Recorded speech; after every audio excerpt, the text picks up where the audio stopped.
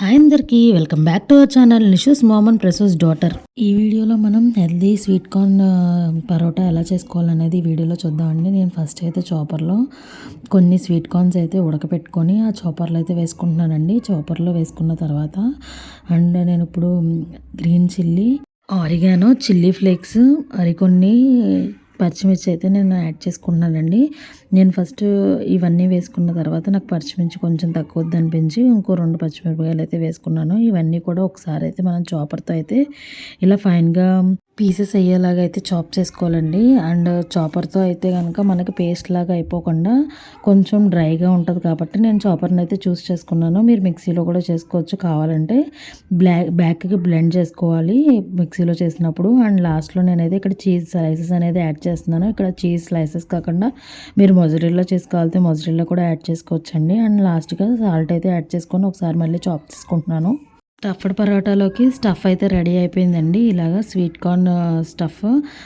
మనం ముందుగా గోధుమ పిండిని అయితే చపాతీ పిండిలాగా అయితే కలుపుకొని ఉంచుకోవాలండి. నేనైతే ముందే కలిపేసుకొని రెడీగా ఉంచుకున్నాను. చూసారు కదా, ఇక్కడ నేనైతే ఒక కొంచెం పిండి ముద్దను అయితే తీసుకొని మనం మామూలుగా చపాతీకి అయితే ఎలా రోల్ చేసుకున్నామో అలా రోల్ చేసుకున్న తర్వాత ఈ స్టఫింగ్ అయితే మనం మధ్యలో పెట్టుకొని క్లోజ్ చేసుకొని మనకి మళ్ళీ పరాటాలా అయితే ఒత్తేసుకోవాలి. నేను చిన్న చపాతీలాగా అయితే చేసుకొని దీంట్లో స్టఫింగ్ పెట్టిన తర్వాత కొంచెం ఇలా హ్యాండ్తో అయితే ప్రెస్ చేయాలండి. అన్ని వైపులా కూడా ప్రెస్ చేసుకునేటప్పటికి మన కర్రీ అయితే అన్ని వైపులా ఈవెన్గా స్ప్రెడ్ అవుద్ది. ఈవెన్గా స్ప్రెడ్ అయిన తర్వాత మనం పరాటాలు అయితే చేసుకుంటే మనకి స్టఫింగ్ అనేది బయటకు రాకుండా ఉంటుందండి.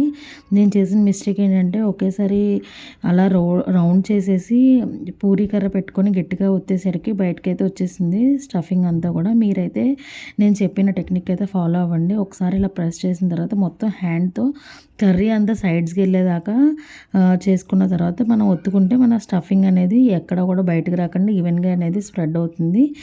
పూరీ కర్రతో కూడా గట్టిగా అయితే చేయకూడదండి. పైన తేల్చి అయితే చేయాలి ఈ పరాటాని. ఏంటంటే మన ఛానల్కి 1000 సబ్స్క్రైబర్స్ దగ్గరలో ఉన్నామండి. 1 ఇయర్ కూడా అవుతుంది మన ఛానల్ పెట్టి. ఈ మధ్యన షార్ట్స్ అండ్ లాంగ్ వీడియోస్ కూడా రీచ్ అయితే ఎక్కువ వస్తుందండి. మన సబ్స్క్రైబర్స్ అందరికీ కూడా పేరున థ్యాంక్స్ అండి. వ్యూవర్స్ అందరికీ కూడా చాలా థ్యాంక్స్.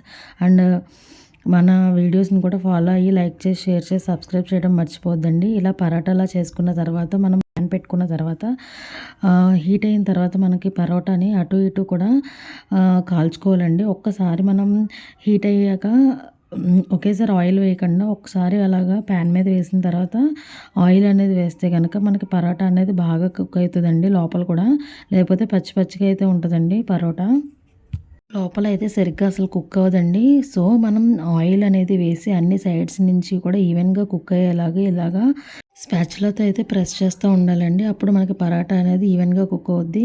చాలా సింపుల్ ప్రాసెస్ హెల్దీ కూడా. ఈవినింగ్ స్నాక్స్ అప్పటికప్పుడు మనకి ఏం చేసుకోవాలో తెలియదు అన్నప్పుడు ఇలా స్వీట్ కార్న్ కనుక మనకి ఇంట్లో ఉంటే చిటికలో అయిపోయే రెసిపీ అండి ఇది. సో తప్పకుండా ఫాలో అయ్యి ఖచ్చితంగా ఈ రెసిపీని ట్రై చేయండి. చాలా టేస్టీగా అయితే ఉన్నది. ఇది మాస్టర్ షెఫ్లో కూడా చేశారండి. సో చాలా టేస్టీ రెసిపీ. చూసారు కదా, అంతా కాల్చుకున్న తర్వాత మనకి పరాటా అనేది ఇలా రెడీ అయిపోయింది. దాని మీద కొంచెం బటర్ అనేది నేను యాడ్ చేసుకున్నానండి. బటర్ మెల్ట్ అయిన తర్వాత ఇంకా టేస్టీగా అయితే ఉంటుంది. నేను ఇక్కడ వేడివేడిగా ఉన్నప్పుడే ఒకసారి టేస్ట్ చూపిద్దాం కదా అని చెప్పి ఇలా అయితే కట్ చేశాను. చూసారు కదా లోపల అయితే ఎంత ఈవెన్గా అయితే కుక్ అయిందో. స్టఫింగ్ కూడా చూసారు కదా, మొత్తం అంతా కూడా స్ప్రెడ్ అయింది. టేస్టీగా కూడా వచ్చింది. మీరు కనుక ఈ రెసిపీని ట్రై చేస్తే ఖచ్చితంగా కామెంట్ సెక్షన్లో మెన్షన్ చేయండి. Bye friends.